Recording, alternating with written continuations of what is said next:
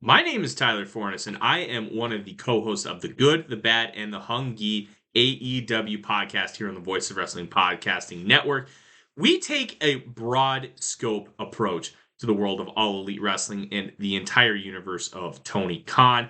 We talk about the big matches, the big stars, the promos, the storylines, and we also look at it from a big picture perspective.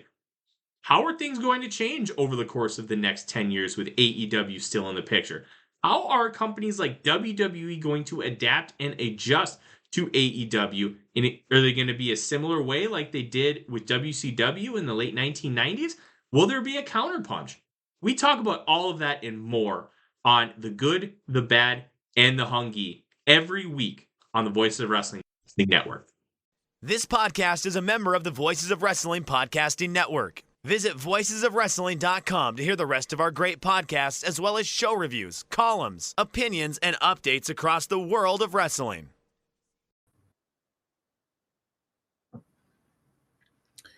Welcome back, everyone, to the Gentleman's Wrestling Podcast. I'm your host, as always, Jesse Collings. I'm recording this episode today because I just had a hot take, or just a take I've been thinking about for the last few days. And I don't have a guest, but I thought it might be good just to get it out in audio form. So this will probably be a shorter podcast episode, just as I want to talk about something.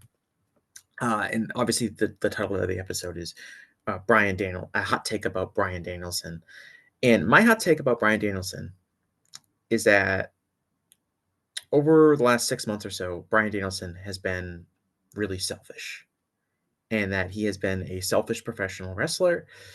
And the work that he's done, while in some instances quite good, and pretty much all of his matches were excellent to outstanding, this whole final 6 months of his career, this whole little final countdown thing he did not help AEW really at all.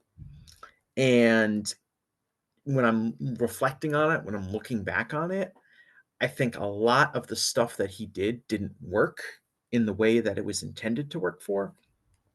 And it ultimately comes across as really self-serving and frankly selfish. Now, that's probably going to come as a surprise to a lot of people that I think that way. And Bryan Danielson's reputation as a wrestler throughout his career has been one of someone that was really unselfish, right? In his time in AEW, he has been remarkably unselfish as a performer. He has, put over a bunch of guys. He didn't win the world title until like the very last little run he's had here. He has been a team player. He's really highly regarded by all of his coworkers. Tony Khan obviously values him really highly. Pretty much everyone in pro wrestling values Bryan Danielson really highly. And I think like that reputation is earned. Like, I don't think it's fake or anything like that, even though I do think he's been selfish over the last few months. And I think of a lot of the work he has put in, underachieved. I think that he is generally, in the scope of things, an unselfish professional wrestler. But I do think that there's been some serious problems with the way he has conducted himself as a performer over the last 6 months or so. And I think that bears addressing, because I also think it explains a lot about what's going on in AEW right now, the way some people feel about AEW at the moment. And so basically, Bryan Danielson has been. Let's assume, for the thought of the exercise here. Let's assume that Bryan Danielson has a lot of creative control over his career, right? Tony Khan is not telling him exactly what to do every time. I'm assuming that Bryan Danielson is making a lot of these decisions on behalf of himself. And so if that turns out to just totally not be the case, and that his hands were tied and he just did whatever, Tony Khan or other members of the creative team thought he should do, and that none of this was him, then I'll have to recant my selfishness label. But I'm going to assume, based on what we know, that a lot of this stuff that's happened has been at his own discretion.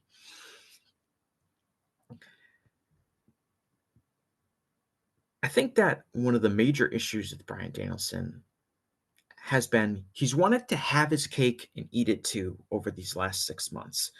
And what I mean by that is that on one hand, he's wanted to tell this story where his body is completely falling apart. He is, in these super physical matches. He's taking a pounding. He's wrapping himself in kinesio tape. His neck is all messed up. He's going to need neck surgery. He's barely clinging on to his professional wrestling career, and this is kind of his last gasp because once he won the title and after he loses the title, that's it. He's going to be done from full-time professional wrestling. And that has been the story that he's been trying to tell. And he's told that story pretty much for his entire AEW run. I think working on the real life setbacks he's had in his career due to injury and kind of he was retired for several years and working off of fans' emotions and trying to work that into his stories. And for the most part, has been really successful in that. He's an excellent seller.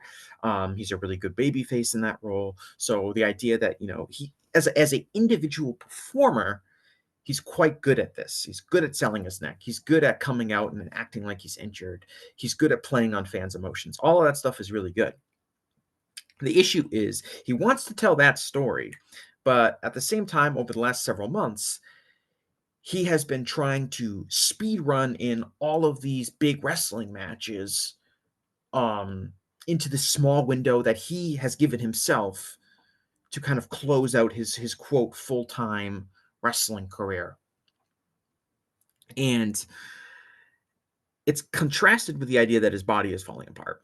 And everyone knows that I'm a big Nigel McGuinness fan. I think a perfect example of this is he does this angle where Jon Moxley chokes him out with or suffocates him with a plastic bag at the end of All Out.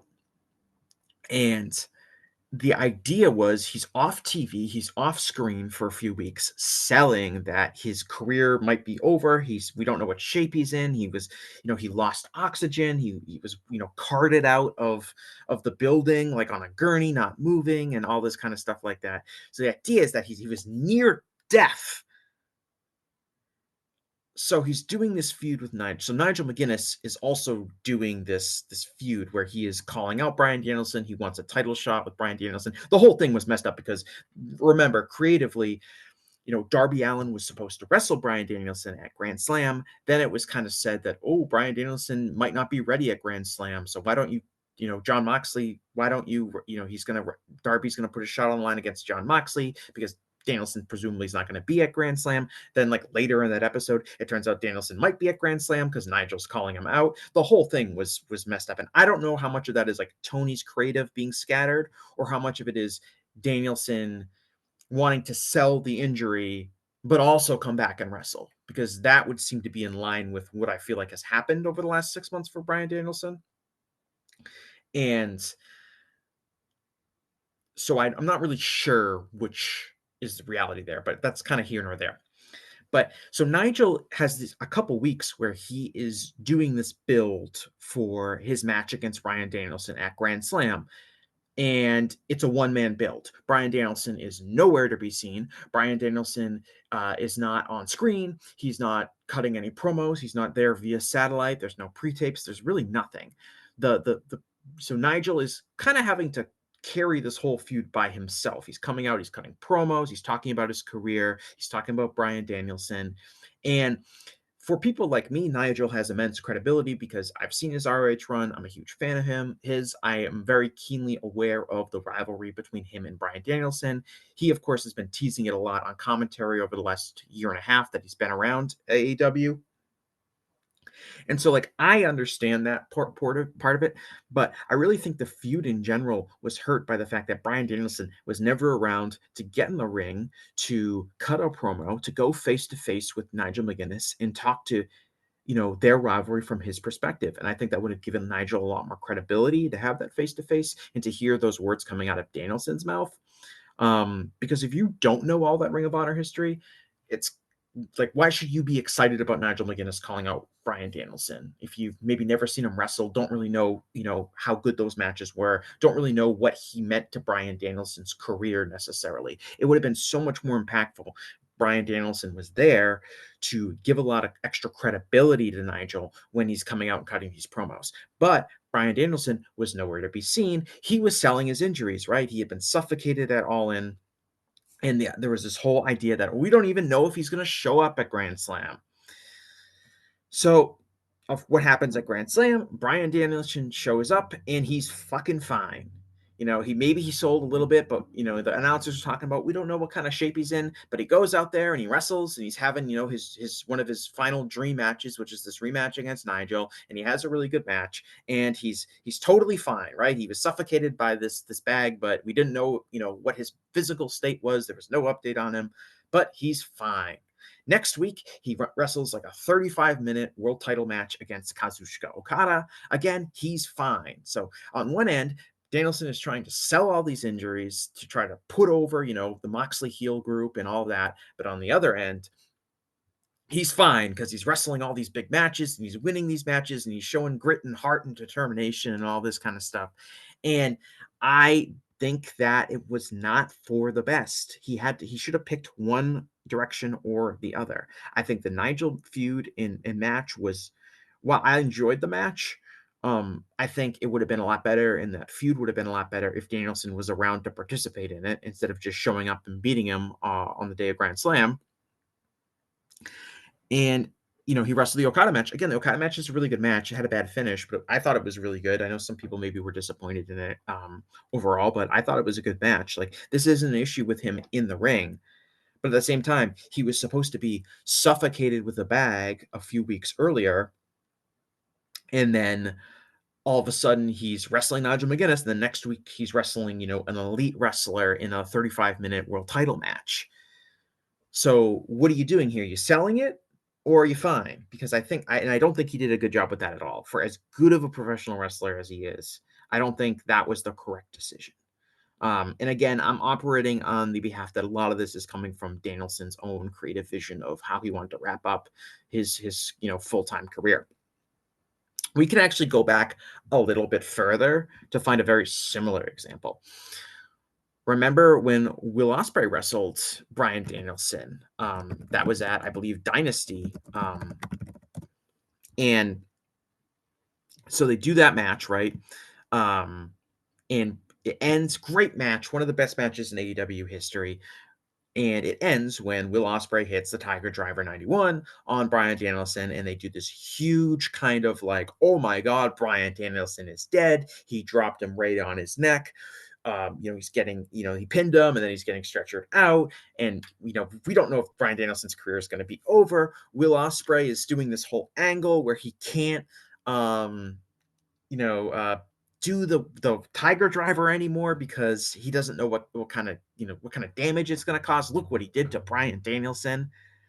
But then 2 weeks later, Bryan Danielson's back. He's fine. Like, and at the time, it was kind of preposterous. Will took the heat for trying to sell the idea that he's afraid to do the Tiger Driver 91 because with one of the main examples being like, look, Bryan Danielson took the Tiger Driver and he's fine. He was out for a few weeks, but it's not like his career is over. So why is Will Ospreay so upset about it? And like, Will is taking shit for that. But really, I think that's on Bryan Danielson, who wants to sell the Tiger Driver by putting himself in a stretcher because that's what he's obsessed with doing. He wants to sell the idea that his career could be over at any time. But at the same time, he's only out for a few weeks and then he's coming back and he's wrestling fine. And again, I think it's preposterous that Will took shit for that, because Bryan Danielson didn't hold up his end of the story in terms of selling that, because he had to come back and wrestle. And I don't have a problem with Bryan Danielson coming back and wrestle. But again, there has to be a medium here where he's either selling this life-altering injury that he supposedly got from taking this move, and he's out for a long time and he's cutting promos, but I don't know if I can ever come back. Doctors still haven't cleared me. Or if just a few weeks later, he's out there wrestling on Dynamite. There has to be a medium there. And that's, again, I just haven't clicked with Bryan Danielson these last 6 months. I think because of that, because I've been confused on what kind of story is he actually trying to tell, because the two key elements of it seem to be conflicting with one another. And that's where I think look, the Wembley Stadium show, him wrestling Swerve, winning the world title, I thought that that was really good. It was a great match. It was a great moment. I was happy for Bryan Danielson. I was like, this is great. Bryan Danielson won the world title. Um, I was one of the people that was probably on in favor of like that being the Swerve Hangman match, but what they ended up doing worked out totally fine. Um, and so that was fine. I didn't have any problem with Bryan Danielson being champion.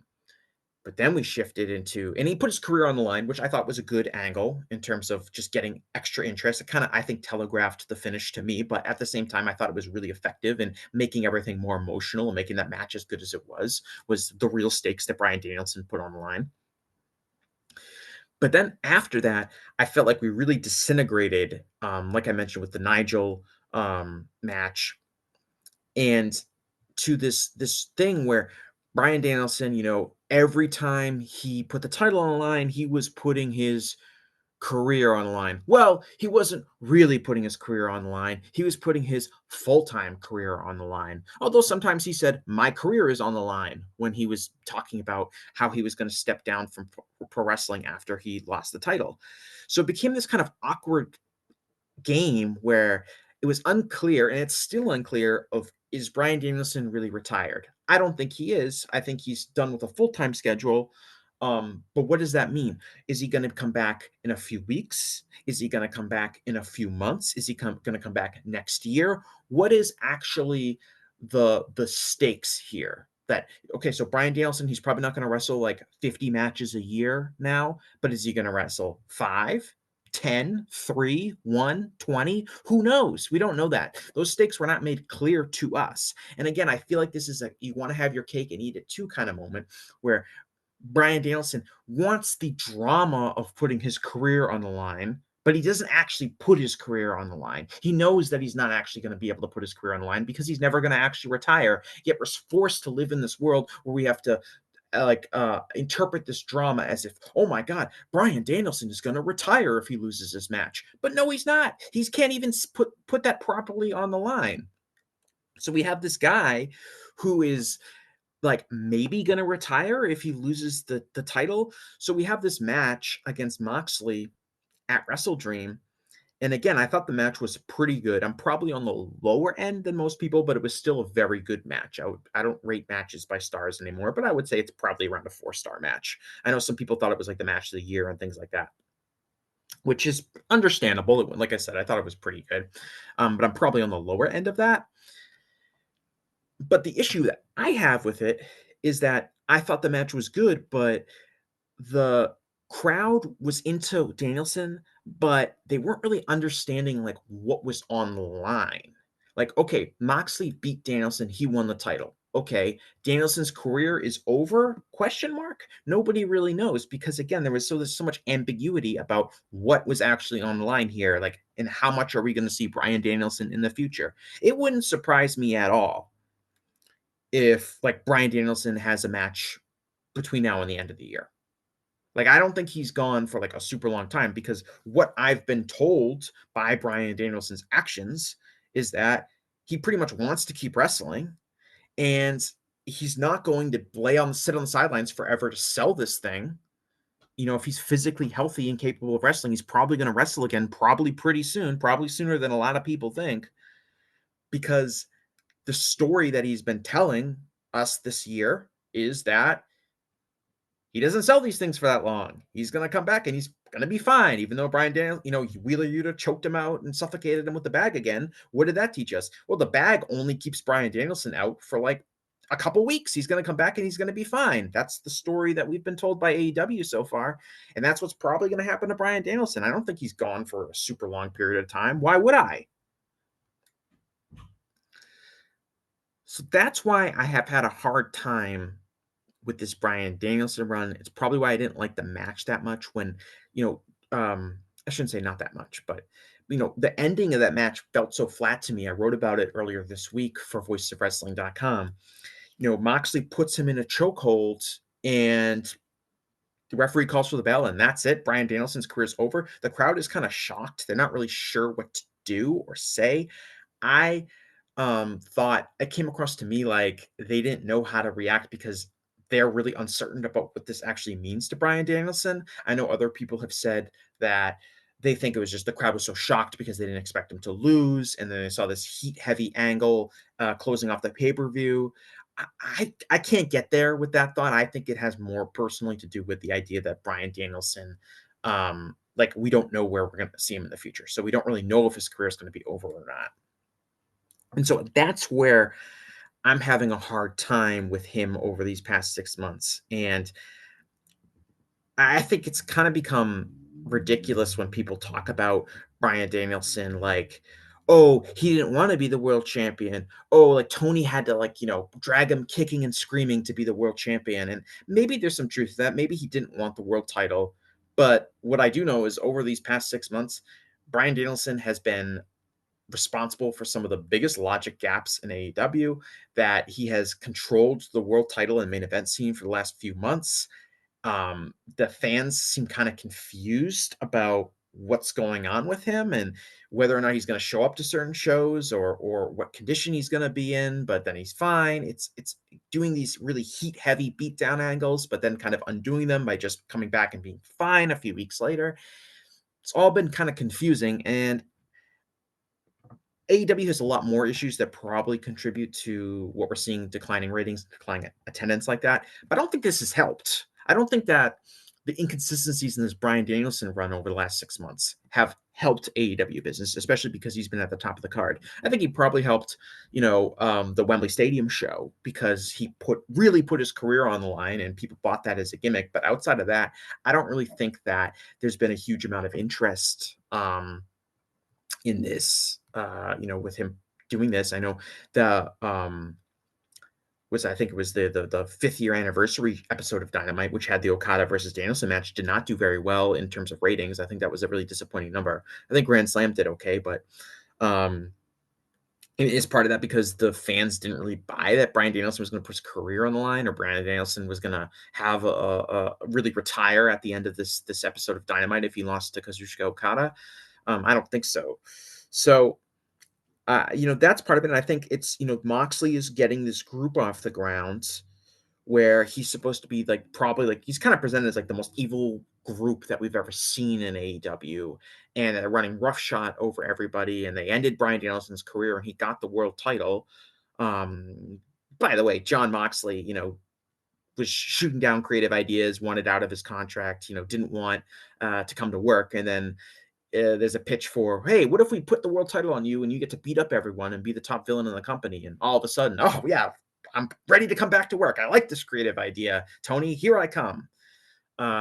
He's probably getting a pass on that from a lot of people. And I really like John Moxley as a wrestler. I find his general takes about the wrestling industry refreshing, but at the same time, like, it's not a surprise that Moxley decided to come back to work when they decided to put the title on him and give him a giant push. Somehow that seems to always work with these guys, no matter what their personality is outside of the ring. So they're trying to get this Moxley group out of the ground. The main heat right now is that they, quote, ended Bryan Danielson's career. But again, we don't really know what that means. So I think if this Moxley group kind of struggles to get off the ground, part of it is because the impetus for their major heat getting moment, which was beating Bryan Danielson, ending his career, stealing his world title. We don't really understand the ramifications of that because I don't think anyone really believes that Bryan Danielson is actually retired. And if he is, we don't really know what the pseudo retirement means. I think they are going to do Bryan Danielson versus John Moxley. I think Danielson's eventually going to come back and they'll do that as like kind of a major match where he wants revenge on John Moxley. That just seems so logical. And that will probably be a hot match when it comes back. It should be a hot match given the creative effort that went into it, the individual quality of each performer. But I just don't know, if this angle Moxley is going to really get off the ground because of, especially when you're doing all these really heat-heavy beatdowns and angles. If Bryan Danielson, who's been on the recipient of so many of them lately, isn't going to be selling them for a while because he also wants to wrestle all these dream matches back-to-back weeks like he did with McGuinness and Okada, then where are we really getting with this? So they'll probably, this might rankle some people. Some people might not be super happy with this take and they might think I'm stupid, but it's just a take I had. I wanted to get it off my chest. I wanted it to be made clear to people, and I thought that it was something that maybe people would be interested in hearing about. Whether you agree or disagree, I'm sure I'll get some strong disagreement for this. And again, like I really like Bryan Danielson. I'm not like a hater, but I felt like he's been really selfish over the last 6 months. And I feel like it's kind of undermined some of the logic of AEW. And we'll see where this goes with the Moxley angle. I think it's off to a promising start in a lot of ways. Um, I liked what they did on Dynamite this past week, just kind of beating up people and running roughshod and kind of like shocking the elite with how violent they were going to be. I think that sold kind of their demeanor more. Um, but I don't know about it in the long run. I don't feel like it's really hot at the moment, and I think one of the reasons it doesn't feel really hot at the moment is probably because of the way Danielson has kind of handled his role in it. But now that he's off screen, maybe that will change. Although, again, I expect him to come back relatively soon. So, thanks for listening, everyone, and I'll talk to you again after a while. Hey, everybody, my name is Jesse Collings, and I want to tell you all about my show, the Gentleman's Wrestling Podcast, here on the Voices of Wrestling Podcast Network.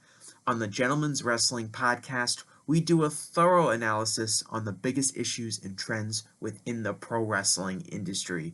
We talk a lot about pro wrestling media, we talk a lot about fan culture and wrestling's place within general pop culture, and we talk about the broader influences that are shaping the way we discuss and analyze the pro wrestling industry. We've had some of the brightest minds in the pro wrestling intelligentsia on the show, including WrestleNomics host Brandon Thurston, both Rich Craich and Joe Lanza from the Flagship Wrestling Podcast, Trevor Dame from the Through the Years podcast, and a whole lot more. This isn't a show for hot takes. It's not a show recapping the latest episode of television. This is a show focusing on the biggest topics in pro wrestling and doing a deep dive on the real stories behind the surface level analysis you might find elsewhere. The Gentleman's Wrestling Podcast is available wherever you get your podcasts, and we'd really appreciate it if you gave us a try. Thanks.